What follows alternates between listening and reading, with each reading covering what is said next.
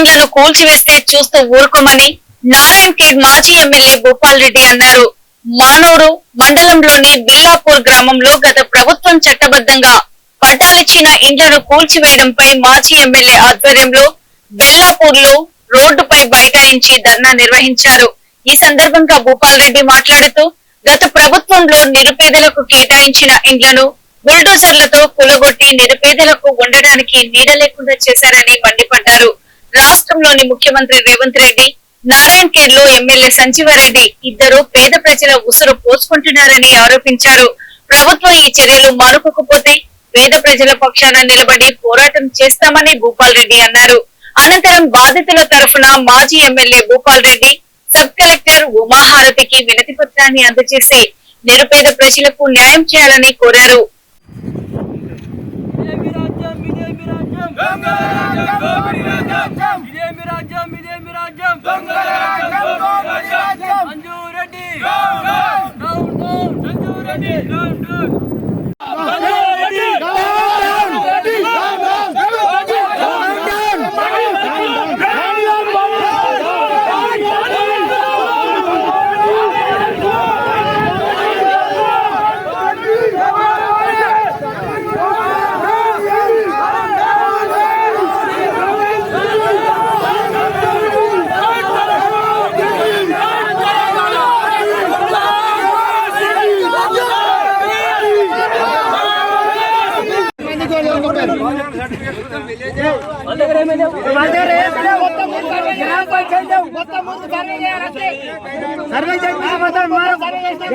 Case పెట్టాలి, MRO మీద case పెట్టాలి.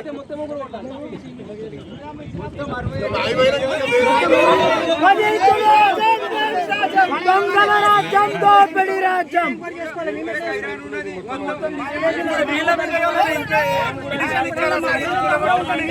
హైకోర్టు ఆర్డర్ ఉండగా కూలగొడతారు సార్. హైకోర్టు ఆర్డర్ ఇచ్చినాక కూలగొడతారు.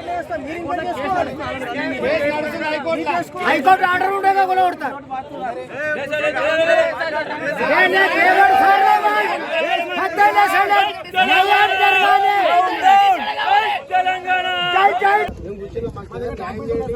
అన్ని ఉన్నాయి,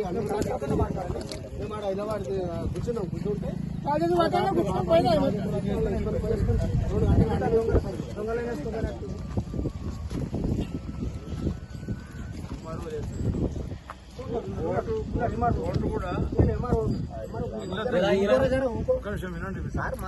కోర్టు కూడా ఆర్డర్ ఏముందంటే ఇంకా ఆర్డర్ కాపీ బయటికి రాలేదు, కానీ ఇండ్ల మీరు వ్యాపారం చేసుకోకూడదు, నివాసం ఉండొచ్చు అని ఇచ్చారు.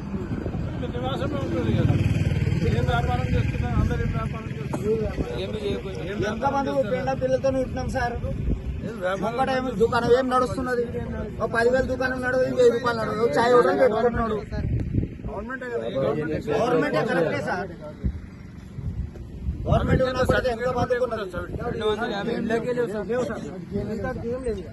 మిగిలిన ఒకటి ఏం సర్టిఫికేట్ ఏమి లేవు. మొత్తం దేవుని దయతో మీ కాళ్ళ మొత్తం మొత్తం బెల్లాపురంలో వెళ్తున్నాయో అన్ని ప్లాట్లు క్యాన్సల్ చేయాలి.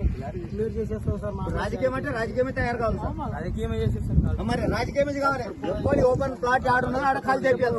కాళ్ళు మొత్తం మాకు ఇబ్బంది చాలా సార్. 2 లక్షలు ఖర్చు పెట్టుకున్నాం మేము. అన్ని పార్టీలు ఉన్నారు, అన్ని కులాలు, అన్ని పార్టీలు ఉన్నారు, అన్ని కులాలు లేవు. మన గవర్నమెంట్ అన్ని కులాలు ఏం సార్? ఈయన ఒక ఆయన ఉన్నాడు, ఇంకో ఆయన భాస్కర్ ఉన్నాడు, ఈయన ముగ్గురు ఉన్నది